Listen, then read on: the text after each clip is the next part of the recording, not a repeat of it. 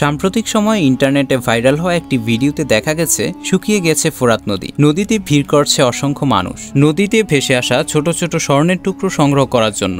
এ নিয়ে নাসার বিজ্ঞানীরাও খুব চিন্তিত। তবে কি সত্যি হতে চলেছে 1400 বছর আগে বলে যাওয়া রাসূল সাল্লাল্লাহু আলাইহি ওয়াসাল্লামের ভবিষ্যৎবাণী? তবে কি পৃথিবী পৌঁছে যাচ্ছে কিয়ামতের দ্বারপ্রান্তে? হযরত মুহাম্মদ সাল্লাল্লাহু আলাইহি ওয়াসাল্লাম এর কথা মতে ইমাম মাহদীর আগমন, ইয়াজুজ মাজুজের আগমন, হযরত ঈসা আলাইহি ওয়াসাল্লাম এর আগমন কিভাবে ফোরাত নদী শুকিয়ে যাওয়ার সাথে সম্পর্কযুক্ত, রাসূল সাল্লাল্লাহু আলাইহি ওয়াসাল্লাম এ সম্পর্কে কি বলে গিয়েছিলেন, আজকের এই ভিডিওতে আমরা সে সম্পর্কে বিস্তারিত জানতে চলেছি। তবে চলুন ভিডিওতে প্রবেশ করা যাক। ফোরাত দক্ষিণ পশ্চিম এশিয়ার একটি নদী। এটি তুরস্কে উৎপত্তি লাভ করে সিরিয়া ও ইরাকের ভেতর দিয়ে প্রবাহিত হয়ে দজলা নদীর সঙ্গে মিলিত হয়েছে এবং পারস্য উপসাগরে গিয়ে পতিত হয়েছে। এই ফোরাত নদী হচ্ছে পৃথিবীর সেই পুরাতন নদী যার তলে চাপা পড়ে আছে হাজারো সভ্যতার নিদর্শন। ফোরাত ও দজলা নদীর পানি ব্যবহার করেই প্রাচীন মেসোপটেমীয় সভ্যতা বিকাশ লাভ করেছিল। এছাড়াও প্রাচীন সুমেরীয়, ব্যাবিলনীয় এবং আসিরীয় সভ্যতা বিকাশ লাভ করেছিল এই নদীকে ব্যবহার করেই। ফোরাত নদী 2800 কিলোমিটার দীর্ঘ এবং এর অববাহিকার আয়তন প্রায় 5000 বর্গ কিলোমিটার। এর মোট অববাহিকার মাত্র 30% তুরস্কে অবস্থিত এবং 90% পানির উৎস হল তুরস্কের উচ্চভূমি। ফোরাত নদী গঠিত হয়েছে দুটি নদীর মিলনে, একটি কারাসু এবং অন্যটি মুরাতসু। নদীর তীর ঘেঁষা প্রধান শহরগুলোর মধ্যে আছে সিরিয়ার রাক্কা ও দাইর আজ-জর এবং ইরাকের রামাদি। ফোরাত নদী প্রতি বছর প্রায় 2,800,000 ঘনমিটার পানি বহন করে। এপ্রিল ও মে মাসে এটি সর্বোচ্চ পানি ধারণ করে। তবে এই নদীটির গভীরতা কম হওয়ায় এতে ছোট ছোট নৌকা ছাড়া বড় কোনো লঞ্চ বা জলযান চলাচল করে না। নদীটি মূলত এর পার্শ্ববর্তী শহরগুলোতে পানি সরবরাহের জন্য খুবই গুরুত্বপূর্ণ। এটি তুরস্ক, সিরিয়া এবং ইরাকের মধ্যে রাজনৈতিক অস্থিরতা সৃষ্টির অন্যতম একটি মাধ্যম।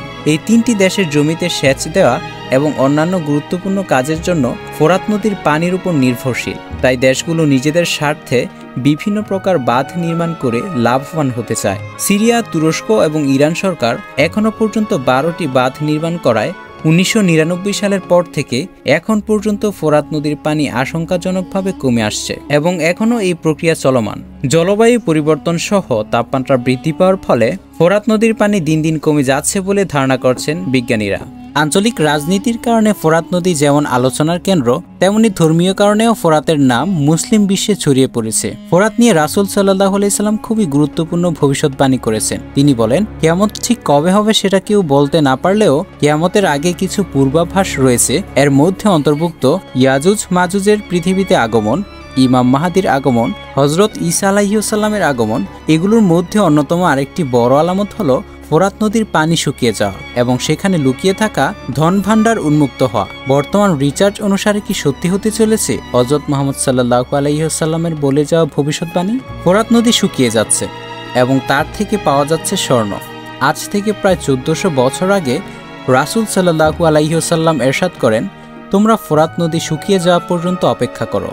যখন এর তলদেশ থেকে বেশি উঠবে সোনার পাহাড়, তখন তোমরা বুঝে নিবে তোমাদের হাতে আর বেশি সময় নেই, কিয়ামত খুবই সন্নিকটে। ঠিক রাসূল সাল্লাল্লাহু আলাইহি ওয়াসাল্লামের কথা মতোই ফোরাত নদীতে পাওয়া যাচ্ছে ছোট ছোট সোনার টুকরো। এই সোনার টুকরোগুলো কোথা থেকে এবং কিভাবে আসলো তার সঠিক ব্যাখ্যা দিতে পারছেন না বিজ্ঞানীরা। তবে ধারণা করা হচ্ছে এসব সোনার টুকরোগুলো এতদিন মাটির তলায় ঢাকা ছিল এবং ফোরাত নদী শুকিয়ে যাওয়ার ফলে সেই মাটি রোদের তাপে নরম হয়ে ঝরঝরা হয়ে যাওয়ার কারণে মিলছে এসব সোনার দেখা। ফোরাত নদী শুকিয়ে যাওয়া অন্য সাধারণ কোনো নদী শুকিয়ে যাওয়ার মতো নয়, কারণ এটি কিয়ামতের আলামতের অন্যতম একটি নিদর্শন।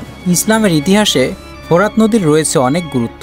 এই ফোরাত নদীর পাড়েই হযরত ইমাম হোসেন রাদিয়াল্লাহু আনহুকে নৃশংসভাবে পৃথিবী থেকে বিদায় করে দেওয়া হয়েছিল।